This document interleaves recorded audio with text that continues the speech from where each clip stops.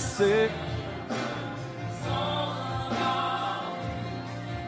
Hey everyone, welcome to New Hope Now. And my name is Pastor Garrett Uzinaka, and I get to oversee the online campus. Pastor John Burgess is going to be here in just a second. He's like running up those stairs right now. But man, that was such a great word by Pastor Sheldon. That was such an impactful word to me, and I hope to you as well. Now, before Pastor John gets up here, he is running up those stairs.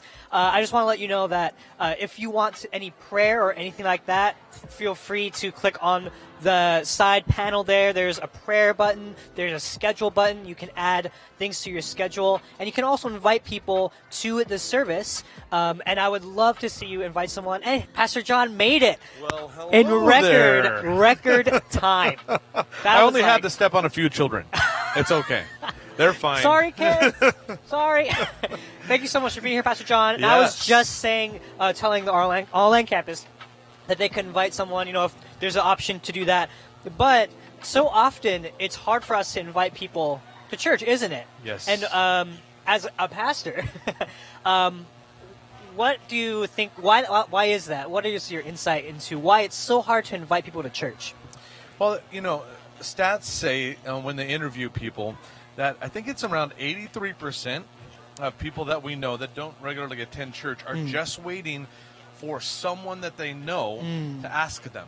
Wow. They actually say that it's more effective for a friend or a family member to invite somebody to church than it is to get like a flyer in the mail or to see some kind of a ad on the web or something like that. Yeah. And I think resident within that is the key to why we need to, but also why we don't. If a friend or a family member is the most effective in getting someone to come to church, why wouldn't we do it? And it's usually because we're a friend or a family member. I think it's because we've tried it before, haven't we? We have invited before. We've invited them to services, and then when they say no, it's that awkward feeling of like, now it's going to be weird between us, so I'm just not going to bring it up anymore. Yeah, especially if they come once and they're like, no, I'm good. Yeah, right. That's the worst, right? That's like the nightmare scenario. Yeah. It's worse than just saying no off the bat. Yes. It's like, I came and I hated it. Right, like, right. Or even if it's not that negative, but it's more like, I've got better things to do. I've got something else to do. Yeah. And then here, the other thing I think too is we don't invite them because we're thinking, well, they're my friend or my family. They know I'm not perfect. Yeah. We often know each other's worst stuff, right? We know the buttons to push are the people that we know the best, and we're like, well, if I invite them, then I'm kind of on the hook for how I act, and what if they ask questions? I think this is in the same thought. What if they ask questions I don't even know how to answer? Yeah. Right? I haven't gone to Bible college, and I don't even know how to pray for them if something comes up. So there's all these reasons why I think we just think, well, I'm not going to invite them. And yet, here's how I would like to encourage you is to say, for all the reasons that you have not to, think about the reason that you know Jesus. Think about the reason you and I are here. Yeah. Because someone had the courage to step out of the boat, like Pastor Sheldon was just talking about, to step out of that comfort zone, to maybe have that awkward kind of conversation. Yeah. And they didn't give up on us even when we said, nah, that's okay. Or maybe we made some kind of a snide comment, or, maybe we were a little cynical about the whole church thing because we've seen the hypocrisy in the church. And yet someone didn't give up on us. Yeah.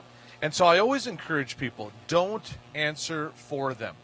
Let them answer. Well, I think preaching right now. I think Come a lot on. of times we answer for them. We're like, well, they're going to say they're too busy, or they're going to say they have work, or they're going to say I've already done that before. But I always say at least give people the benefit of the doubt of letting them choose. Yeah. Right? Yeah, it's so good. And there's a couple things that we can do to really, kind of jumpstart our evangelism in a way, which is just relational. And we have two things for you. Number one is happening next weekend. It's called Invite a Friend Weekend. What is that? Yeah, it's kind of fun. We're all of our services, we try and really make trustworthy. In other words, you never have to be afraid in inviting a friend because you kind of know this not going to be swinging from the chandeliers. It's going to be a solid word. It's going to be an excellent experience.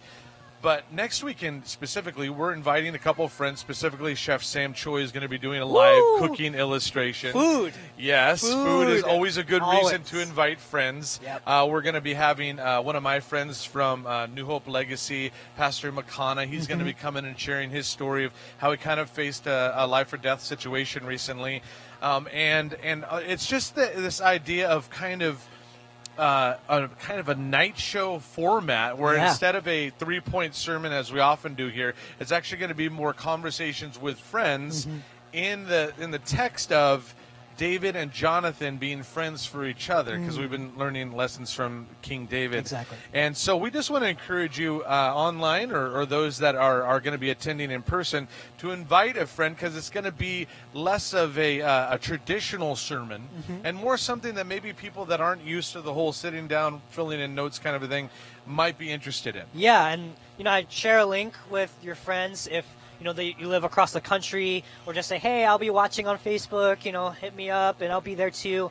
And so that's one of the really easy things that you can do literally this week is to invite someone to next weekend. And the second thing I really think that we could do, and we'll wrap it up with this, is prayer.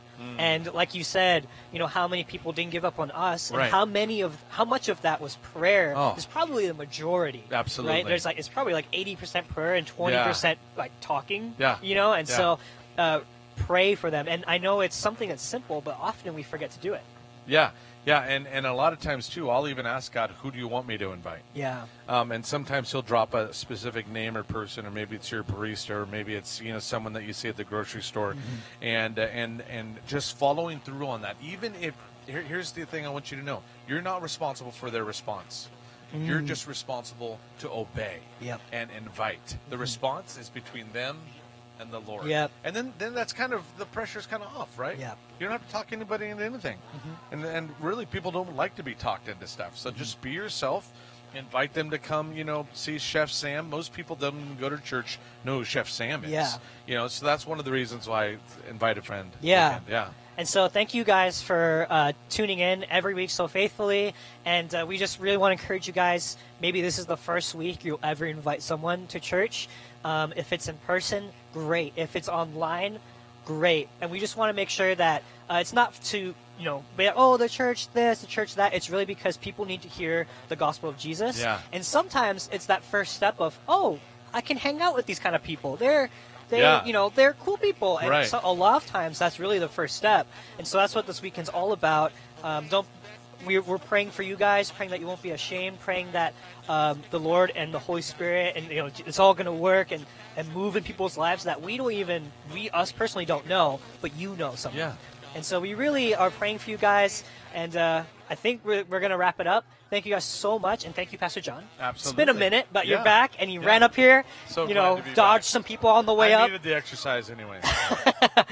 Just don't seize up like Pastor Sheldon did tomorrow. Like, I don't ever exercise enough to seize up. That's literally never happened to me, so that's not a problem. Awesome. There's a good reason for not exercising. Oh, no. Okay, we better cut it there because next week we're going to be eating a lot of food. Oh, yeah, we're talking health, though. Yeah, healthy food, healthy food. And so we're going to have Pastor Chef Sam Choi speaking as well as pastors and a really good friend. It's going to be a great service, so you don't want to miss it. And we'll see you right back here next week. Aloha.